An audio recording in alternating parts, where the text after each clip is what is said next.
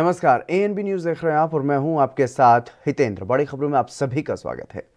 UP के मुरादाबाद पहुंचे राज्यसभा सांसद जफर इस्लाम ने पेट्रोल डीजल की बढ़ती हुई कीमतों पर सरकार की तरफ से अजीबोगरीब सफाई पेश की है। उन्होंने ये कहा कि कोरोना काल के चलते देश के नागरिकों को जो सुविधाएं दी गई उसके कारण पेट्रोलियम पदार्थों के दामों में बढ़ोतरी की गई है, जो लिमिट के ऊपर नहीं जाएगी। भाजपा के राष्ट्रीय प्रवक्ता और राज्यसभा सांसद जफर इस्लाम एक दिन के दौरे पर मुरादाबाद पहुंचे थे, जहां पर उन्होंने ये बातें कही हैं। लेकिन सवाल यहां पर अब ये उठता है कि कई जगहों पर 100 रुपए के ऊपर भी पेट्रोल बढ़ा, तो वो कौन सी लिमिट है जिसके ऊपर ये दाम नहीं जाएंगे। और दूसरा सवाल ये भी है कि क्या भारत सरकार सिर्फ पेट्रोल डीजल से ही कमाई कर रही है, जो गरीब लोगों को खाना मुहैया करवाने के लिए भी इतनी ज़्यादा वसूली जो है वो करनी पड़ रही है।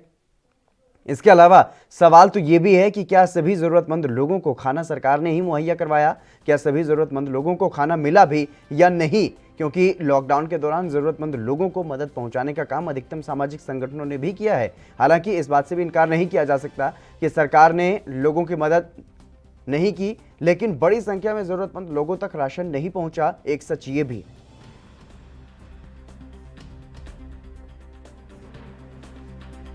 पहली बात, इस बात को मैं तस्लीम करता हूं कि थोड़ा पेट्रोल और डीजल का दाम बढ़ा है, लेकिन आप तो उनको उसी परिप्रेक्ष्य में देखिए जिस परिप्रेक्ष्य में देखना चाहिए। मैं मानता हूं इस बात को कि और इसको ये भी कोई एक सीमा के ऊपर पेट्रोल और डीजल के प्राइस नहीं जाएंगे, लेकिन जब ऐसी महामारी आई जिसके बारे में किसी की जानकारी नहीं थी, उस वक्त क्या हो गया कि एक तरफ तो बिल्कुल सरकार की हर आमदनी बंद हो गई, जो रेवेन्यू जो सरकार का होता है वो जो नल उसका बंद हो गया, टैप बंद हो गया।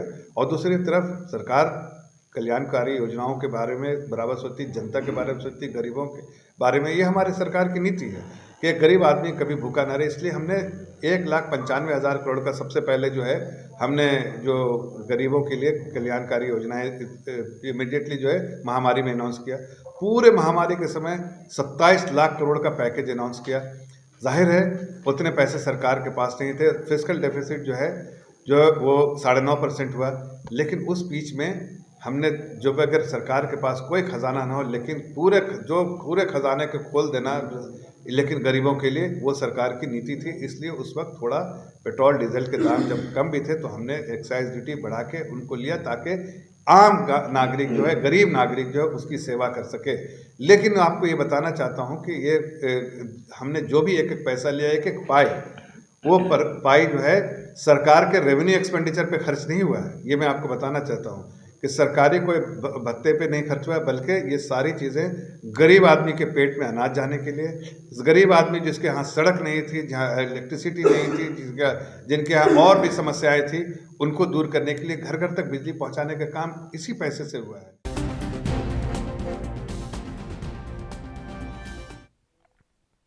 वाजिद अली हमारे संवाददाता हमारे साथ जुड़ गए अधिक जानकारी के साथ। वाजिद, क्या कुछ जानकारी है? जिस तरीके से आज राज्यसभा सांसद मुरादाबाद पहुंचे और वहां पर उन्होंने पेट्रोल डीजल के बढ़ते हुए दामों को लेकर की ये अजीबोगरीब सफाई दी है।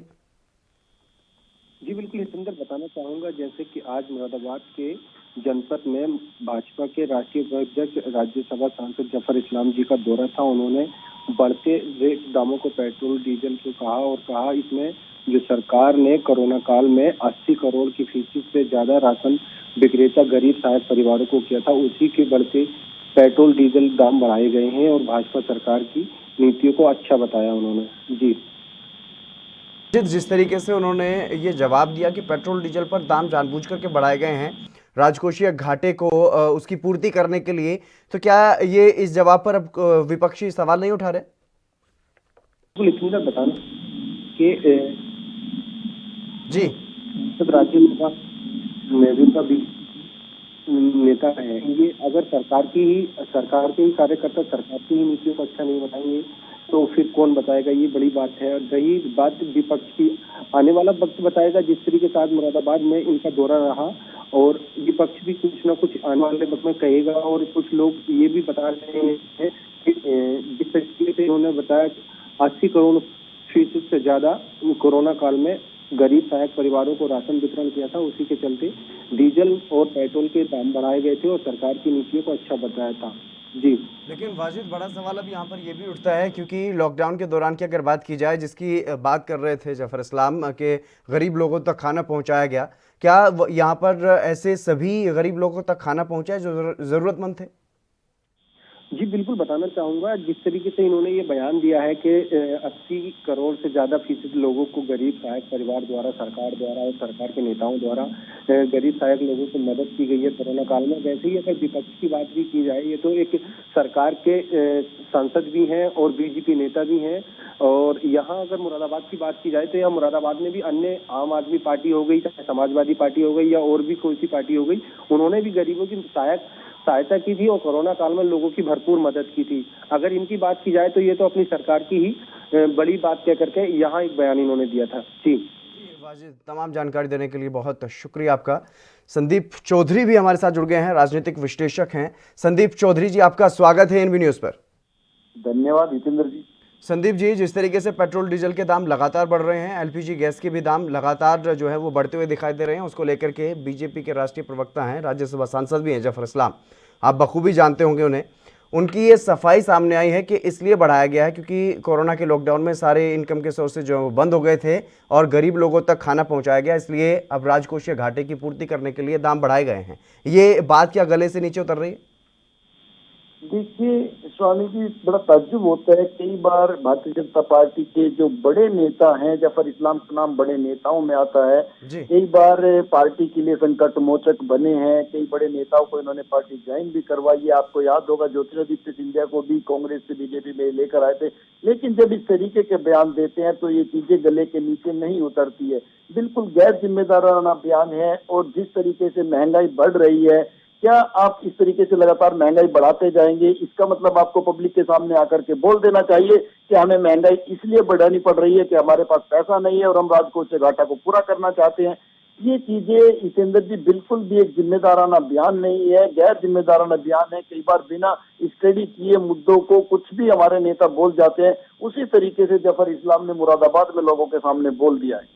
लेकिन संदीप जी, क्या इस तरीके से बयान दे देने से क्या आम लोगों को राहत मिलेगी? जो लोग अब बेहाल दिखाई दे रहे हैं, जो ऐसे लोग जिस तरीके से जफर इस्लाम ने खुद बताया कि 80 करोड़ लोगों तक खाना मुहैया करवाया है, क्या उन लोगों से अब ये वसूली की जा रही है? क्या उन लोगों को अब सफ़र करने का भी उनको अधिकार नहीं रह गया है? क्योंकि चाहे वो पब्लिक ट्रांसपोर्ट में सफ़र करें या फिर अपने पर्सनल व्हीकल पर सफ़र करें, महंगाई का तो सामना हर किसी को करना पड़ रहा है। देखिए जिंदर जी, मैं आपको बताऊं, आज की तारीख में महंगाई की जो मार है वो हर इंसान झेल रहा है। ज्यादातर हिंदुस्तान में ऐसे लोग, किसान और मजदूर रहते हैं जिन पे एक एक रुपए का फर्क पड़ता है। जो टोल देने के लिए भी सोचते हैं वो कई बार बस से इसलिए सफर करते हैं, उनको मालूम है कि अगर मैं गाड़ी से जाऊंगा तो इतने का मेरा पेट्रोल नहीं लगेगा, इतना मेरा खर्च नहीं होगा जितना मुझे टोल पे देना पड़ जाएगा। तो आप सोचिए, जो लोगों की आज किचन है, आपके फरवरी महीने में 3 बार गैस के दाम बढ़ चुके हैं। इस तरीके से लगातार महंगाई बढ़ रही है। डीजल पेट्रोल के दाम आसमान छू रहे हैं। तो इस चीज से कहीं ना कहीं आम आदमी परेशान है, महंगाई से त्रस्त है। और जब इस तरीके की बयानबाजी होती है तो मैं आपको बताऊं, ये पूरे तरीके से पार्टी के नेताओं की किरकिरी कराने का काम करता है। और इसके साथ आपको ये भी समझना पड़ेगा, जो कांग्रेस पार्टी थी, कांग्रेस पार्टी को भी गर्त में ले जाने के लिए उनके कई गैर जिम्मेदार नेता थे, उनके गैर जिम्मेदाराना बयान होते थे जो जनता को परेशान करते थे। और इसी तरीके से वो टीवी चैनल्स पर एक इशू बन जाता था, उन पर डिबेट होती थी। और इन्हीं चीजों से कांग्रेस का जो अस्तित्व है वो खतरे में चला गया था। और आज की तारीख में आपको भी मालूम है, जिस तरीके से कांग्रेस फाइट कर रही है, अगर ऐसे नेताओं पर लगाम नहीं लगाई गई, इनके गलत बयानबाजी को नहीं रोका गया, तो आने वाले टाइम में आप देखेंगे कि बीजेपी की जो क्रेडिबिलिटी है वो भी कम हो जाएगी, लोकप्रियता कम हो जाएगी और इसका नुकसान पार्टी को उठाना पड़ेगा। संदीप जी, इसके अलावा एक और अजीबोगरीब बात उन्होंने इसी बयान में अपने कही है कि पहले जो सड़कें थी वो खड्डे वाली सड़कें थी और उनमें छलक छलक करके जो तेल है वो वैसे ही टंकियों से बाहर आ जाता था। अब वो भी हमने कहते कि अब सड़कें अच्छी बन गई हैं इसलिए तेल की वैसे भी बचत हो जाती है। एक ऐसे भी बयान वो दे रहे हैं जफर इस्लाम। देखिए, इन चीजों से आप समझ सकते हैं कि जफर इस्लाम के जो बयान है वो राज्यसभा से सांसद है, वो पब्लिक के नेता नहीं है, ना वो पब्लिक के बीच में कभी एमएलए का इलेक्शन। लेकिन संदीप जी वो राष्ट्रीय प्रवक्ता है बीजेपी के। हाँ, वो बीजेपी के राष्ट्रीय प्रवक्ता है, मुझे पता है, लेकिन पब्लिक का नेता होना और संगठन का नेता होना दो अलग अलग चीजें। उन्होंने अभी तक संगठन में ऊपर ऊपर काम किया है, जनता के बीच में जाके उन्हें बोलने का पता नहीं है, इसीलिए पब्लिक के बीच में जाके इस तरीके का बयान दिया है। और मुझे लगता है कि भारतीय जनता पार्टी के लोग, भारतीय जनता पार्टी उनसे इस बारे में जरूर बात करेगी कि आप इस तरीके के गैर जिम्मेदाराना बयान देने से बचे, या पब्लिक में जाने के बाद आप मीडिया से बचे। बिल्कुल संदीप जी, जिस तरीके से वो राज्यसभा सांसद बने उससे पहले आपने भी उनका बताया कि कितनी महत्वपूर्ण भूमिका उनकी पार्टी में रही है, लेकिन अगर इस तरीके के बयान अब वो सामने आकर के देने लगेंगे, हालांकि अगर दूसरी तरफ बात की जाए, मथुरा के दौरे पर रहे धर्मेंद्र प्रधान पेट्रोलियम मंत्री हैं, उन्होंने ये कहा है कि अंतर्राष्ट्रीय जो कीमतें हैं वो कच्चे तेल की बढ़ रही हैं, इसलिए तेल के दामों में उछाल हुआ है, वो भी गले से नीचे नहीं उतरती है बात। क्योंकि अगर बात की जाए यूपीए सरकार की तो उस वक्त काफ़ी महंगे थे, काफ़ी ज़्यादा थे कच्चे तेल के दाम, अब उससे कम है, लेकिन उसके बावजूद भी उससे ज़्यादा हमें भुगतान करना पड़ रहा है पेट्रोल डीजल के लिए। देखिए हितेंद्र जी, ये बात आपको भी मालूम है, ये बात मुझे भी मालूम है कि जो हमें ज्यादा भुगतान करना पड़ रहा है उसका असली चीज है कि जो हमारे राज्य सरकारें हैं और जो हमारी केंद्र सरकार है उनके द्वारा जो टैक्स लगाया जाता है, वो टैक्स जैसे जैसे बढ़ता है तो हमारी जो आम आदमी पर मार है, महंगाई की मार, वो बढ़ने लगती है। डीजल पेट्रोल हो या गैस हो, उनके दाम बढ़ने लगते हैं। तो इस चीज को हमेशा आप इंटरनेशनल लेवल पर लेकर के मत जाइए, लेकिन इस चीज से इनकार नहीं किया जा सकता। जब जब इंटरनेशनल लेवल पर जो कच्चा तेल है उसके दाम बढ़ते हैं तो उसका असर सभी देशों में और सभी जगह पड़ता है। लेकिन असली चीज यह है कि जो कच्चे तेल का दाम है उससे कहीं ज्यादा तो हमारे देश में केंद्र सरकार और राज्य सरकारों द्वारा इन चीजों पर टैक्स लगाया गया है और इसीलिए ये महंगाई लगातार बढ़ रही है। और जिस तरीके से जफर इस्लाम ने कहा, उस चीज को भी आपको ध्यान से देखना और सोचना पड़ेगा। चाहे उन्होंने अनजाने में ही कह दिया, लेकिन ये बात कहीं ना कहीं सत्य भी है कि जिस तरीके से आज सरकार जो अर्थव्यवस्था है वो डामाडोल स्थिति में, उसकी पूर्ति करने के लिए, उसको रिकवर करने के लिए कहीं ना कहीं सरकार बहुत ज्यादा टैक्सेस लगा रही है। जी संदीप जी, लेकिन इस वक्त जब लोगों के पास पैसा नहीं है, हालांकि विपक्ष की तरफ से तो ये बात भी कही जा रही थी कि लोगों को सीधा उनके खातों में पैसे डाले जाएं, लेकिन उसकी बजाय अब यहाँ पर सीधी सीधी जेब पर जो है चाकू चलाया जा रहा है, जेब काटी जा रही है सीधी सीधी, चाहे वो राज्य सरकार हो, चाहे वो कांग्रेस की सरकारें हो राज्यों में, या फिर बीजेपी की हो, या केंद्र सरकार हो, सभी के सभी लूटने पे लगे हुए हैं जनता को। तो क्या इस वक्त पे राहत नहीं देनी चाहिए सरकार को? जी बिल्कुल राहत देनी चाहिए, लेकिन मुझे लगता है कि सरकार के जो थिंक टैंक हैं, जो हमारे पॉलिसी मेकर लोग हैं, वो सही से चीजों को स्टडी नहीं कर पा रहे हैं और सबका ध्यान गरीब आदमी पर, किसान मजदूर पर है, उसकी जेब पर है। पैसा वहीं से ये लोग जनरेट करना चाहते हैं, जबकि पैसे जनरेट करने के लिए, अर्थव्यवस्था मजबूत करने के लिए दूसरे रिसोर्सेज भी हमारे पास हो सकते हैं, उन पे भी गवर्नमेंट को और हमारे थिंक टैंक को ध्यान देना चाहिए। आखिर गरीब आदमी कब तक झेलेगा और कहां तक झेलेगा? जी बिल्कुल संदीप जी, बहुत शुक्रिया हमारे साथ जुड़ने के लिए, तमाम महत्वपूर्ण बातचीत करने के लिए। लेकिन बीजेपी नेता जफर इस्लाम राष्ट्रीय प्रवक्ता हैं, राज्यसभा सांसद भी हैं बीजेपी की तरफ से, और उनकी तरफ से इस तरीके का बयान देना गैर जिम्मेदाराना राजनीतिक विश्लेषक संदीप चौधरी ने बताया है। जिस तरीके से उन्होंने ये कहा कि पेट्रोल डीजल के दाम इसलिए बढ़ाए गए हैं क्योंकि गरीबों तक खाना पहुंचाना था, तो क्या अब सवाल ये उठता है, तो क्या भारत सरकार के पास सिर्फ और सिर्फ पेट्रोल डीजल पर दाम बढ़ाने के अलावा कोई और रिसोर्सेज नहीं बचे हैं जो कमाई की जा सके, रेवेन्यू को बढ़ाया जा सके? चलिए बात करेंगे बंगाल की, क्योंकि बंगाल में विधानसभा चुनाव होने हैं और चुनाव से पहले सियासी घमासान वहां पर मचा हुआ है। अब वहां पर सांसद असदुद्दीन ओवैसी भी मैदान में कूदने जा रहे थे, लेकिन उन्हें परमिशन नहीं दी गई, जिस पर एआईएमआईएम प्रमुख और हैदराबाद से सांसद असदुद्दीन ओवैसी ने ममता सरकार को घेरा है। चुनावी राज्य पश्चिम बंगाल में सभा की इजाजत नहीं मिलने पर ओवैसी भड़क गए। उन्होंने कहा कि तृणमूल के दो चेहरे हैं, वो दिल्ली में संसद में अभिव्यक्ति की आज़ादी, संविधान और असहमति के अधिकार की बात करते हैं, लेकिन बंगाल में उसका उल्टा करते हैं। मैं वहां सभा करना चाहता हूं, लेकिन मुझे इजाज़त क्यों नहीं दी जा रही है? उन्होंने ये कहा है कि राज्य में अभी आचार संहिता नहीं लगी है, वो उसके पहले ही सभा की इजाज़त नहीं दे रहे हैं। ऐसे में स्वतंत्र और निष्पक्ष चुनाव कैसे होंगे? अपने आप में एक बड़ा सवाल भी है। PM Modi, Amit Shah, JP Nadda rally वहां पर कर सकते हैं, कांग्रेस, माकपा और टीएमसी खुद रैली कर रहे हैं, तो हमें क्यों इजाज़त नहीं दी गई? ऐसा उन्होंने सवाल पूछा है ममता सरकार से।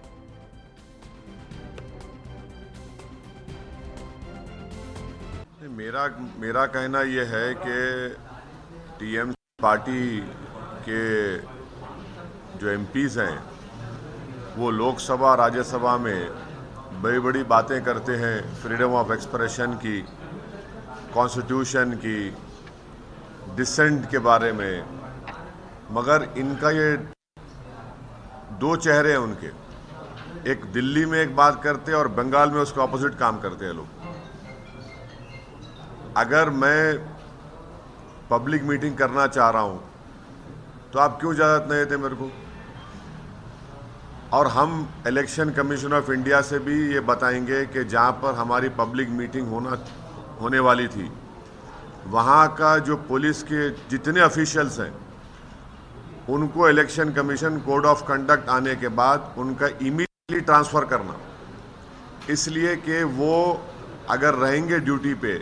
अभी हमारे को इलेक्शन का कोड ऑफ कंडक्ट नहीं आया, उससे पहले हमको पब्लिक मीटिंग का परमिशन नहीं दे रहे आप, तो कैसे इलेक्शन फ्री एंड फेयर होगा? और नरेंद्र मोदी की सभा हो सकती है, अमित शाह की सभा हो सकती है, नड्डा की सभा हो सकती है, कांग्रेस की हो सकती है, सीपीएम की हो सकती है,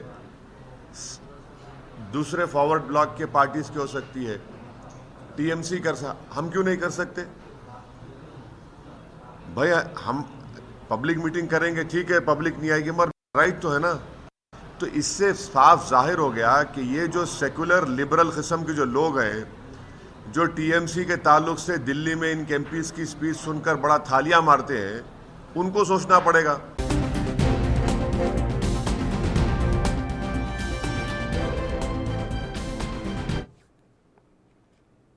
इस खबर पर चर्चा करने के लिए योगेश सोनी वरिष्ठ पत्रकार हैं, हमारे साथ जुड़ गए हैं। योगेश जी, आपका स्वागत है एनबी न्यूज पर। योगेश जी, क्या आप मेरी आवाज सुन पा रहे हैं? जी, मुझे आपकी आवाज है। जी योगेश जी, जिस तरीके से ये बड़ा सवाल अब उठा है ममता सरकार पर, सीएम ममता बनर्जी पर, कि वहां पर असदुद्दीन ओवैसी अगर अपनी सभा करना चाहते हैं तो उनको वहां पर इजाजत क्यों नहीं दी गई, जबकि वहां पर बीजेपी की भी रैलियां हो रही हैं, ममता बनर्जी खुद रैलियां कर रही हैं, बाकी सभी दल अपने कार्यक्रम कर रहे हैं। देखिए, मैं आपको बताता हूं कि पश्चिम बंगाल इस समय राजनीति की अपनी वर्चस्व को लेकर बहुत बड़ा अखाड़ा बनता जा रहा है। और ममता बनर्जी की सबसे एक अद्भुत आदत ये है कि वो अपने किले को भेदता नहीं देख सकती। यदि हम पिछले लोकसभा चुनाव की बात करें तो जब 40 सीटों में से 18 सीटें बीजेपी की आई थी, वो बेहद आश्चर्यचकित हुई थी, बेहद परेशान हुई थी। उसके बाद से वहां पर बीजेपी का लगातार हमला जारी है, क्योंकि उससे पहले वहां पर बीजेपी का कभी भी इतना बड़ा वोट बैंक नहीं था। अब बात आ जाती है अन्य तमाम जो दल हैं, राजनीतिक पार्टी हैं, वो वहां चुनाव लड़ना चाहती है। जैसे ओवैसी साहब ने एक बात बहुत अच्छी कही कि जब बाकी तमाम पार्टियों को आप इजाजत दे रहे हो, बाकी लोगों को, तो मुझे आपको इजाजत देने में क्या है? ये तो अभी लगी आचार संहिता या इससे पहले कोई बात थी, उसके बावजूद भी बाकी पार्टियों को वह नहीं दिया जा रहा, क्योंकि केंद्र में बैठी बीजेपी सरकार वो अपने कुछ कानूनों का प्रयोग करके वहां रैलियां कर सकती है, सभा कर सकती है। ममता बनर्जी चूंकि उस गढ़ की मालकिन अपने आप को मानती है, तो वो वहां पर वो सभा कर सकती है। बाकी दलों का उनको ऐसा लगता है कि हमारे किले को भेदने के बराबर है। तो मुझे लगता है ये कहीं ना कहीं एक लोकतंत्र और स्वतंत्र देश पे एक हमला है। और जब कोई पार्टी अपना शक्ति प्रदर्शन या चुनाव लड़ना चाहती है तो उनको रोकने में या उनको वहां पर अनुमति देने में क्या समस्या है? लेकिन तो योगेश जी जो सवाल अब उठता है सीएम ममता पर कि वो मुस्लिम लोगों का, खासतौर पर एक जो वर्ग है उसका वो समर्थन करती हैं, कहीं उस वोट बैंक का कटने का डर तो नहीं है? ये स्वाभाविक बात है। अगर हम इसको थोड़ा सा आउट ऑफ लाइन जाके बात करें तो असल बात यही है, क्योंकि देखिए ममता बनर्जी का जो वो वोट बैंक है अधिकतर वहां मुस्लिम वोट बैंक है, क्योंकि हिंदू वोट बैंक है वो कहीं ना कहीं काफी हद तक बीजेपी की तरफ शिफ्ट हो गया। ये करिश्मा जो 2014 के विधानसभा लोकसभा चुनाव हुए थे, ये तब हो चुका था। तो यहाँ पर जो ममता बनर्जी के पास जो कुछ चीज है मिला के, वो मुस्लिम वोट बैंक बहुत ज्यादा, और ओवैसी की भी जो एक मुस्लिम जो एक वर्ग में छवि है वो बहुत पॉजिटिव, बहुत सकारात्मक है। तो निश्चित तौर पे इसका जो है परिणाम देखने इनको मिल सकता है। अगर हम इसका पीछे में कुछ उदाहरण देखें कि बिहार में जब चुनाव हुआ था तो यहाँ पर ओवैसी ने कोई अपनी रैली नहीं करी थी, कोई सभा नहीं करी थी, बावजूद इसके 4 सीट वो जीत चुके थे। लेकिन इस पूरे मसले पर अप्रत्यक्ष रूप से असदुद्दीन ओवैसी बीजेपी सरकार की तारीफ भी करते हुए नजर आए। उन्होंने कहा कि गुजरात में जाकर के मैं अगर आरएसएस के खिलाफ बोल सकता हूं, प्राइम मिनिस्टर के खिलाफ बोल सकता हूं, तो पश्चिम बंगाल में क्यों नहीं बोल सकता? देखिए, ये राजनीति की जो रणनीति पॉलिसी होती है, इनको समझना बहुत अलग होता है। ये कुछ लोग इसको ये कह सकते हैं कि कहीं ना कहीं ये जो फायदा है ओवैसी बीजेपी को पहुंचा सकते हैं और ये उनको नुकसान पहुंचा सकते हैं। देखिए अप्रत्यक्ष रूप से तो अगर हम चीजों को देखें तो तमाम एंगल हमारे समक्ष आ जाएंगे, लेकिन जो हमें प्रत्यक्ष रूप से प्रमाणित तौर से जो हमें सामने नजर आता है वो ये है कि कानून का ममता बनर्जी वहां दुरुपयोग कर रही है। आपको निश्चित तौर पर वहां खतरा है। यदि हम बात करें वहां मुस्लिम वोट बैंक की, बहुत वहां पर जिस तरीके से मुस्लिम वहां पर वोट बैंक है उसको सेंध लगाने में ओवैसी काफी हद तक कारगर सिद्ध हो सकते हैं। तो इस बात लेकिन ये देखने को मिला भी है योगेश जी, क्योंकि जिस तरीके से बिहार में जब चुनाव हुए तो वहां पर जिस तरीके से असदुद्दीन ओवैसी की पार्टी को वहां पर सीटें मिली, तो उसके बाद कांग्रेस नेताओं ने ये कहा भी था कि असदुद्दीन ने ओवैसी ने वहां पर जाकर के सीटें काटी है, नहीं तो दूसरी सरकार जो है वो बन जानी थी, तेजस्वी वहां पर वो बन जाने थे मुख्यमंत्री। देखिए किसी भी चीज का जब खुले तौर पर कुछ नहीं होता तो उसकी प्रामाणिकता भी हमारे पास नहीं होती, लेकिन इंटरनली राजनीति का गेम बहुत खतरनाक है। तो मैं यही बताना चाह रहा हूं कि हमारे पास जिस चीज समक्ष हमारे होती है हम उसी की बात करते हैं। तो अगर हम ये देखें कोई किसी वोट काट सकता है नहीं काट सकता है वो थोड़ा कठिन होता है। आप दिल्ली के चुनावों में देखिए, जब अरविंद केजरीवाल जब दूसरी बार चुनाव लड़े थे तो ये लग रहा था कि कौन सी पार्टी कोई चुनाव लड़ेगी, लेकिन हुआ क्या, कांग्रेस ने वहां पर कोई रैली नहीं करी, कोई कुछ नहीं करा। और इवन जब कांग्रेसी जब वोट डालने जा भी रहे थे तो उनको जो कांग्रेस के बूथ थे वो कह रहे थे हम तो जीतने हैं ही नहीं, आप एक काम करो आम आदमी पार्टी को डाल दो। तो एंड टाइम पे क्या होता है, जो हमें दिखता है वो अलग होता है। दिल्ली में कांग्रेस ने कोई प्रदर्शन नहीं करा, कोई रैली नहीं करी, राहुल गांधी ने मात्र एक रैली करी थी। तो राजनीति का जो खेल है वो समझना थोड़ा सा विचित्र है। लेकिन हाँ, यहाँ पर जो पश्चिम बंगाल की अगर हम जो चर्चा कर रहे हैं और ओवैसी को लेके, तो ये जो वोट बैंक अगर यहाँ की इस राज्य की अगर हम राजनीति की बात करें तो ये अधिकतर जो नुकसान है मैक्सिमम ओवैसी वो ममता बनर्जी को पहुंचाएंगे, क्योंकि मुस्लिम छवि को लेके इनकी वहां पर जो एक है वो बहुत मजबूत है। और मुझे ये लगता है कि इस तरीके की चीजें जो सामने आती है, किसी को रैली करने ना करना, ये कहीं ना कहीं लोकतंत्र पे भी हमले के बराबर है। जी योगेश जी, वो अपनी बात में असदुद्दीन ओवैसी जो है वो ये भी कहते हुए नजर आए कि हमें वहां पर इजाजत मिलनी चाहिए थी, भले ही हमारी पब्लिक मीटिंग में वहां के लोग ना आए, लेकिन हमारा अधिकार है, हमें वहां पर मीटिंग करने दिया जाना चाहिए था अभी तक, क्योंकि आचार संहिता भी वहां पर लागू नहीं हुई है। तो ऐसे में क्या कुछ अब कदम उठाया जा सकता है असदुद्दीन ओवैसी की तरफ से, क्या कुछ उनके पक्ष में है फिलहाल? देखिए ओवैसी ने अपने अभी बाइट में आपके चैनल पर सुन रहा था, उन्होंने कहा वहां पर वो पुलिस अधिकारी लगा दिए या बाकी लोग लगा दिए। देखिए जो सत्ता का खेल होता है, अगर ये वहां पर अपनी अभी पीछे हाल ही की घटना मैं आपको बताऊं कि उत्तर प्रदेश में मनीष सिसोदिया गए थे तो वो एक स्कूल में जाने से वहां पर उनको रोक लिया गया था और पुलिस ने उनको घेर लिया गया था। मनीष सिसोदिया ने, दिल्ली के मुख्यमंत्री ने ये कहा था कि मैं सिर्फ वहां पर बच्चों से मिलने जा रहा हूँ क्योंकि मैं शिक्षा से जुड़ा आदमी हूँ और मैं दिल्ली का उप मुख्यमंत्री हूँ, शिक्षा विभाग भी मेरे पास है, शिक्षा मंत्री भी हूँ, तो मैं ये चाहता हूँ कि मैं यहाँ पर जाऊँ, लेकिन रैली करने की इजाजत नहीं गई। देखिए बहुत सीधी सी बात है, आपको समझना पड़ेगा, जिसकी लाठी उसी की बहन। अगर ओवैसी को वहां पर ममता बनर्जी नहीं करनी जाती तो इनको एयरपोर्ट पे रोक लिया जाएगा, इनको एयरपोर्ट से वापस भेज दिया जाएगा, इनकी रैली नहीं करने दी जाएगी। तो कानून क्या कहते हैं वो अलग बात है, ताकत क्या कहती है वो अलग बात है। तो कानून से ताकत का छोड़ना गलत है। हम बहुत कितना भी लिख ले, बोल ले, चिल्ला ले कि ओवैसी सही कह रहे हैं, लेकिन अगर ममता बनर्जी नहीं चाहेंगी तो यहाँ पर ये क्या कोई भी वहां पर रैली नहीं कर पाएगा, क्योंकि बीजेपी केंद्र में है तो उनको वहां पर जाने अनजाने, हालांकि आपने अगर देखा हो, हम एक हफ्ते में 1-2 बार ऐसी खबर पढ़ ले, ममता बनर्जी ने बीजेपी की रैली रोकी, अमित शाह का हेलीकॉप्टर रोका, तमाम ऐसी खबरें। तो यहाँ पर ममता बनर्जी को बहुत समझने की जरूरत है। आज वो ऐसा कर रही है, कल को वो भी जब घर भेज के मुख्यमंत्री बनी थी तो मुझे लगता है उनको समझना चाहिए, क्योंकि पृथ्वी गोल है, राजनीति कभी किसी की सीट कभी किसी की सगी नहीं होती। कल को उनके साथ कोई ऐसा करेगा तो वो विपक्ष में बैठ के हल्ला मचाएगा। तो लोकतंत्र इस बात की कोई इजाजत नहीं देता कि आप किसी को रैली करने से या अपना चुनाव लड़ने से रोके या मना करें। ये कहीं ना कहीं अगर प्रत्यक्ष रूप से जो देख रहे हैं वो गलत है। बिल्कुल, शायद जो आप बात कर रहे हैं वही असदुद्दीन ओवैसी ने भी कही है कि 2 मुंह है टीएमसी के, दिल्ली में कुछ और है, बंगाल में कुछ और है। जी बिल्कुल, देखिए जो ममता बनर्जी की अगर आप उस शैली को समझेंगे, अगर वो जिस तरीके से बहुत जल्दी परेशान हो जाती हैं और पता नहीं क्यों वो हर बात को अपने वजूद और वर्चस्व पे लेती हैं। अगर हम देखें ममता बनर्जी की कोई भी बयान आता, कुछ भी आता, उसके अंदर किलसन एक परेशानी साफ झलकती है। वो ये भूल चुकी है, वो भी कभी लेफ्ट का घर बेच के यहाँ मुख्यमंत्री बनी थी। पश्चिम बंगाल की जनता ने सर आंखों पर बिठाया, बहुत बड़ी बात है, लेकिन वो आश्चर्यचकित है वो इतनी सारी सीटें बीजेपी की आने, क्योंकि वहां पर बीजेपी का कभी वर्चस्व नहीं रहा। तो हिंदुत्व का एजेंडा वहां चमका, बढ़ा और एक जय श्री राम का नारा उनकी एक चिढ़ तक बना। मैंने इसे तमाम बार इस मुद्दे पर भी लिखा, ये चीज गलत है। आप किसी भी चीज को अगर इस तरीके से लेंगे तो ये, मैं फिर कहता हूं कि पृथ्वी गोल है, राजनीति में कभी कोई सीट किसी की सगी नहीं हुई। अगर कल को आपको इस चीज का सामना करना पड़ेगा तो आपको तैयार रहना पड़ेगा। ये अनुमति ना देना कहीं ना कहीं लोकतंत्र पे हमला है।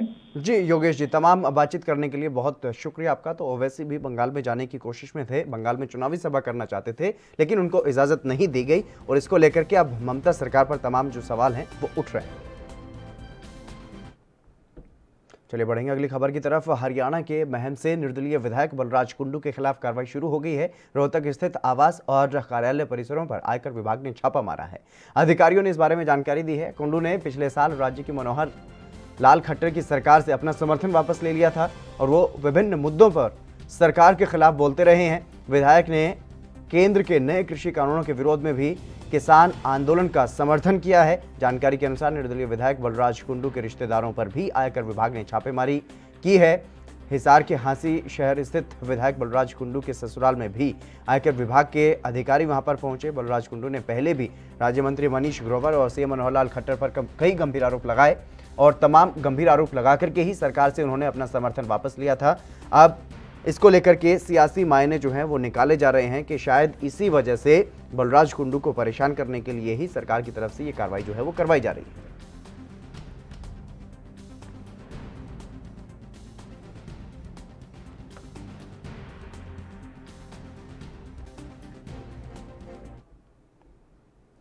विकास हमारे संवाददाता हमारे साथ जुड़ गए हैं रोहतक से। विकास, क्या कुछ जानकारी है जिस तरीके से आज ये छापेमार कार्रवाई की गई है निर्दलीय विधायक बलराज कुंडू के घर पर? जी हितेंद्र जी, मैं बताना चाहूंगा जी। कि आज सुबह 7 बजे से ही जो है महम के निर्दलीय विधायक है जो बलराज कुंडू, उनके तकरीबन 40 ठिकानों पर दिल्ली, गुड़गांव, हांसी, हिसार, महम, रोहतक में है जो छापेमारी की गई है इनकम टैक्स द्वारा। इनकम टैक्स में जो रोहतक है सेक्टर 14 के इनकी कोठी पे लगभग तकरीबन 12 गाड़ियों का काफिला आया था जो सुबह से ही 7 बजे से और अब तक लगातार है जो इनकम टैक्स की छापेमारी है, जो छानबीन चल रही है यहाँ पे। जी, अधिकारियों की तरफ से क्या कुछ कहा गया अभी तक? अधिकारियों की तरफ से तो देखिए कुछ नहीं कहा गया है, लेकिन जिस तरह सूत्रों से पता चला कि जिस तरह की छापेमारी चल रही है आगामी दिन तक भी है जो कल तक भी ये छापेमारी जारी रहेगी। जी, और इसके अलावा विधायक की तरफ से कोई प्रतिक्रिया इस पूरे मसले पर सामने आई हो या फिर उनके समर्थकों की तरफ से कुछ कहा जा रहा हो? जी बिल्कुल, समर्थकों की तरफ से जो कहा जा रहा है कि जो बीजेपी सरकार है ये भ्रष्ट सरकार है और महम के निर्दलीय विधायक है जो बलराज कुंडू जी, इन्होंने भी सरकार पे है ना कई बार आरोप लगाए हैं। यहाँ तक कि सहकारिता मंत्री है जो मनीष ग्रोवर जी, रोहतक से ही विधायक थे, पूर्व विधायक, उन पर भी आरोप लगाए थे कि सीरे का घोटाला है और नगर पालिका का जो घोटाला है, इस तरह के आरोप लगाए थे। लेकिन एक ये शिकायत है जो विधायक ने बलराज कुंडू द्वारा जो है अनिल विज को भी ये शिकायत की गई थी कि बीजेपी सरकार है जो भ्रष्ट सरकार है। ग्रोवर साहब ने भी काफी घोटाले किए हुए हैं, जिसकी विज साहब ने एक एसआईटी गठित की थी और उस एसआईटी में बाद में जो है इनको ग्रोवर साहब को क्लीन चिट दे दी थी। लेकिन उसी समय जो है ये पहले बीजेपी को समर्थन दे रखा था बलराज कुंडू ने बीजेपी से अपना समर्थन वापस ले लिया, ये कहते हुए कि भ्रष्ट सरकार है। और अब जो खुल के है ये किसानों के साथ आए हुए थे, किसान आंदोलन में बढ़ चढ़कर भाग ले रहे थे और इनके समर्थकों का कहना है कि किसान आंदोलन को कमजोर करने के लिए जो है ये सरकार ने है ये प्रोपगंडा रचा है और जो बलराज कुंडू के ठिकानों पर है तो दबिश दी जा रही है। जी, बलराज कुंडू पर क्या कुछ आरोप लगाए जा रहे हैं? टीम की तरफ से कुछ कहा गया इस बारे में? जी, बलराज कुंडू पे तो यही है कि उनकी संपत्ति को है कि उनकी संपत्ति बहुत ज्यादा है, उनकी संपत्ति की खंगाला जा रहा है। उनको जिस तरह देखा गया कि हांसी में भी इनकी ससुराल में भी जो है रेड मारी गई है, महम भी है इनके जो, हालांकि जो बलराज कुंडू गुड़गांव के फ्लैट पे ही हैं और उनको उन्होंने वहीं से अपने अंडर में ले रखा है। जी, और सियासी गलियारों की अगर बात की जाए, क्योंकि हरियाणा में इस तरीके के मामले जब होते हैं तो सियासी गलियारों में एक अलग ही चर्चा होती है, और आज क्या कुछ चर्चाएं की जा रही हैं? क्या बदले की भावना के अनुसार ये कार्रवाई की गई, इस तरीके की चर्चाएं हो रही हैं? जी बिल्कुल, ये गलियारों में चर्चा हो रही है कि बदले की भावना है। जो बीजेपी सरकार के खिलाफ अगर कोई भी बोलता है तो उसके खिलाफ है बीजेपी कड़ा एक्शन लेती है, उसने कहीं ना कहीं किसी न किसी आरोप में उसको घेरने की कोशिश करती है। और वही देखा गया है कि आज जो जिस तरह से बीजेपी के खिलाफ जो है लगातार बलराज कुंडू जहर उगल रहे थे उसी को देखते हुए बीजेपी द्वारा ही ये षड्यंत्र रच के, ये लोगों का कहना है कि इन्होंने IT सेल से छापा मरवाया है। जी, और वहीं अगर बलराज कुंडू के पक्ष की बात की जाए तो उनकी तरफ से कोई जानकारी इस पूरे मसले में सामने आई हो? क्या कुछ उनकी समस्याएं जो हैं वो बढ़ सकती हैं, कितनी मुश्किलें उनकी बढ़ सकती हैं इस छापेमार कार्रवाई से? जी, जिस तरह आज है कि किसान नेता हैं एक संदीप, उन्होंने भी प्रेस कॉन्फ्रेंस की थी जो महम बलराज कुंडू के ऑफिस में ही की थी। उन्होंने कहा था कि चाहे कितना भी जो बीजेपी सरकार है ये कितना भी कुछ प्रोपगंडा रच ले, कुछ भी कर ले, हमारे जो विधायक हैं बलराज कुंडू जी बिल्कुल निष्पक्ष हैं, निर्दोष हैं और इनकी इस तरह की जांच से कोई फायदा नहीं होगा। लेकिन ज्यादातर देखा गया है कि जिस तरह लोगों ने कहा है कि 5 मार्च को जो है सत्र शुरू होने वाला है, सत्र में इन्होंने किसानों की आवाज काफी बुलंद की थी और अंडानी अंबानी के खिलाफ भी जो है काफी आरोप लगाए थे और तकरीबन बीजेपी के विधायकों पे भी बलराज कुंडू ने आरोप लगाए हैं। उनका पर्दाफाश करना था भ्रष्टाचार का इन्होंने, तो कहीं ना कहीं इसी कारण है जो पब्लिक का मानना है कि इनके समर्थकों का मानना है कि इसी कारण ही जो है बलराज कुंडू पर यह छापेमारी करके इनको रोका जा रहा है। बिल्कुल, कहीं ना कहीं इनकी जो आवाज है उसको दबाने की कोशिश की जा रही है। इस तरीके के आरोप लोगों की तरफ से लगाए जा रहे हैं सरकार पर। विकास, तमाम जानकारी देने के लिए बहुत शुक्रिया आपका। लेकिन सरकार से पिछले साल समर्थन जब वापस लिया बलराज कुंडू, उसके बाद लगातार हरियाणा की बीजेपी जेजेपी गठबंधन की सरकार पर हमलावर रहे हैं और तमाम गंभीर आरोप उन्होंने मुख्यमंत्री पर भी लगाए हैं। और अब इसीलिए इस पूरे मसले को इस दृष्टिकोण से देखा जा रहा है कि बदले की भावना से बीजेपी ने यह कार्रवाई उन पर करवाई। चलिए, बड़ी खबरों में बस इतना ही। आप बने रहिए ANB न्यूज़ के साथ।